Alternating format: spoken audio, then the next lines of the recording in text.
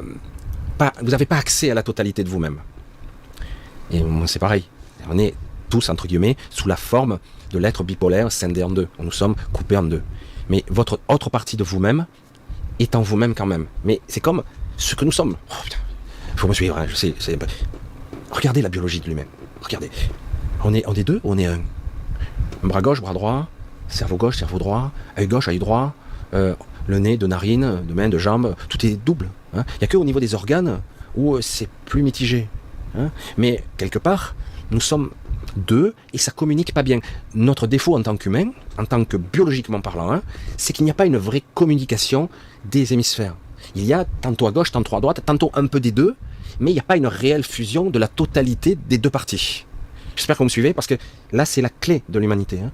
C'est pas seulement la fusion énergétique cœur lumineux qui vous permettrait déjà de vous libérer du corps physique, qui est lamentable, il faut être honnête, pitoyable, qui est une grosse merde. Je sais pas, moi, ça vaut pas le coup de travailler dessus, moi je pense, mais là, ça, c'est quelque chose d'autre. C'est quelque part aussi, c'est même pas une synchronisation gauche-droite, c'est une totalité, une unité.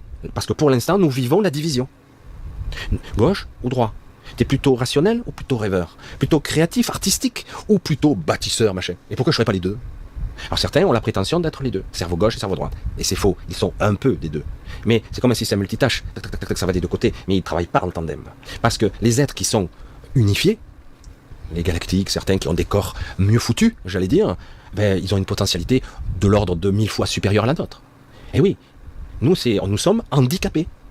Parce que nous sommes asymétriques, et du coup, en vieillissant, en grandissant, les deux côtés, les deux hémisphères cérébral, machin, perception, sensoriellement, perceptif, kinesthésique, enfin, n'évoluent pas au même rythme.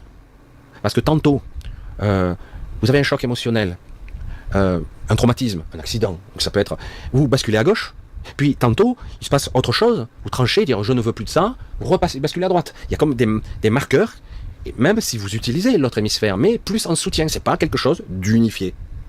Voilà, et ça, c'est notre handicap principal. Notre handicap principal. Et ça se voit hein, dans l'énergétique, c'est énorme, au niveau biologique, au niveau cérébral, alors c'est même pas la peine d'en parler. Et puis on le voit au niveau des systèmes. Et quand, comme par hasard, certains ont des AVC, hein, ça se passe ou d'un côté ou de l'autre. Et vous avez souvent un côté qui, ça peut être même une crise cardiaque, hein, vous avez une partie du cerveau qui s'est pris un pet dans la gueule, il y a eu des dégâts. Et donc, vous avez tout un côté qui marche plus, ou qui marche très mal. Et même si, après, le cerveau, qui a une plasticité assez incroyable, arrive à faire des shunts, des pontages, etc., que vous avez récupéré une partie de... Vous ne serez jamais plus comme avant. Mais, faut être honnête, hein, il y a des gens qui vivent avec des demi-cerveaux. Hein. Je ne sais pas si vous voyez. Et ils sont à peine diminués, ils sont un peu diminués, mais ils sont... Parce qu'on n'est pas unifiés, c'est ça le problème. Si on était unifié, il n'y aurait pas d'histoire de gauche et de droite. J'utilise l'espace, les transmissions, les connexions synaptiques, les neurotransmetteurs, la chimie, les hormones, on les utiliserait de façon harmonieuse partout où, quelque part, cela fonctionne le mieux, où c'est le plus rationnel pour la biologie, pour l'énergétique et pour nos perceptions. Alors que là, on a des aberrations biologiques qui font qu'on fonctionne par opposé. Si le système est à gauche, l'autre perceptif est à droite. Du coup, il faut traverser tout le crâne. Alors même si c'est très rapide, les influx nerveux, mais quand même. Là, pareil, la vue, elle est devant, mais elle se fait derrière. Mais attends, on en atteint un niveau d'absurdité. Pourquoi? Parce que quelque part, la construction cérébrale a été faite pour ça, pour handicaper. Au milieu, on crée un tronc cérébral qui fait que on fait l'imagerie mentale qui va vous perturber. Parce que ce que vous voyez, ça a été retravaillé à l'intérieur. L'image que vous voyez, c'est une image retraduite et dans votre projecteur mental. C'est pour ça que c'est une aberration, ce corps, une anomalie, et qu'on ne nous dise pas que c'est le corps le plus merveilleux, le plus abouti de l'évolution. Parce qu'en réalité, c'est un corps hyper bridé, qui vous a handicapé. On a créé ça parce qu'on a envie de contrôler l'information. Certains, je sais, comme je dis, sont capables d'unifier leur esprit, de projeter leur conscience comme ça vers quelqu'un où ils peuvent influencer votre réel. Pourquoi? Parce qu'ils vont aller à votre bloc central de votre cerveau et induire une fausse information. Parce que c'est trop long pour arriver. Même ça se chiffre en nanosecondes. C'est trop long. Et que c'est centralisé par un système qui va stocker l'information et vous le renvoyer à votre cerveau. Voilà, je vois du rouge, je vois du truc, je vois un panneau. Mais tu vois pas la chose qui est devant toi. Ben non. Pourquoi? Parce que on ne veut pas que tu vois. Il y a l'information engrammée dans ton cerveau qui t'empêche de voir.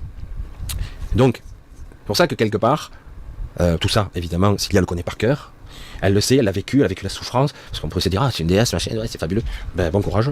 Parce que ce qu'elle a subi, c'est inimaginable. Elle est d'une humilité et d'une beauté en plus, maintenant, affolante. Mais c'est vrai que quelque part, maintenant, après tout ce qui s'est passé, au contraire, je dis, mais en disant ça, c'est vrai que ici, dans ce monde-ci, on ressent le manque. hein, je ressens le manque. Je ressens le vide, hein, l'amputation, le manque, etc. Comme vous, comme tout le monde, la souffrance. Et donc, quelque part, elle est consciente que je peux ressentir le doute et l'incompréhension. Et donc, c'est pour ça que, quelque part, s'il devait y avoir un message à transmettre, à vous transmettre, c'est un temps viendra où vous aussi, vous arriverez à être unifiés. Et ça changera tout. Vous serez la même personne, mais entière. Alors, au début, ça sera bizarre.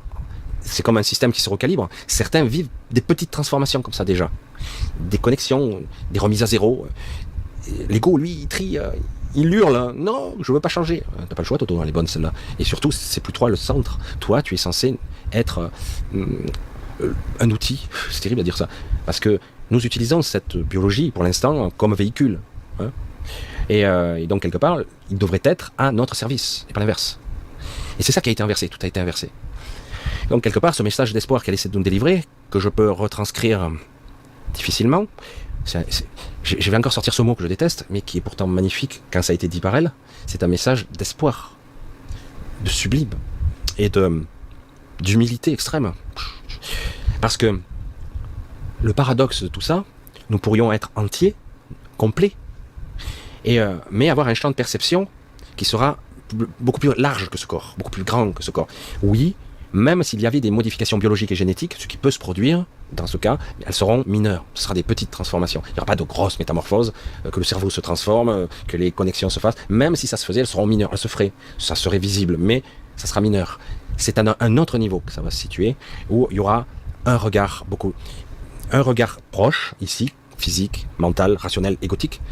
Mais il y a toujours omniprésent la grande présence qui est là. Et au lieu qu'elle soit loin, comme certains peuvent l'apercevoir de temps en temps, la ressentir, elle sera très très proche. Comment l'expliquer ça? Très très proche, et de plus en plus proche. À un moment donné, c'est une évidence. Ah mais c'est Dieu, non, c'est toi. C'est toi, c'est juste toi. Et c'est bien suffisant. Et après la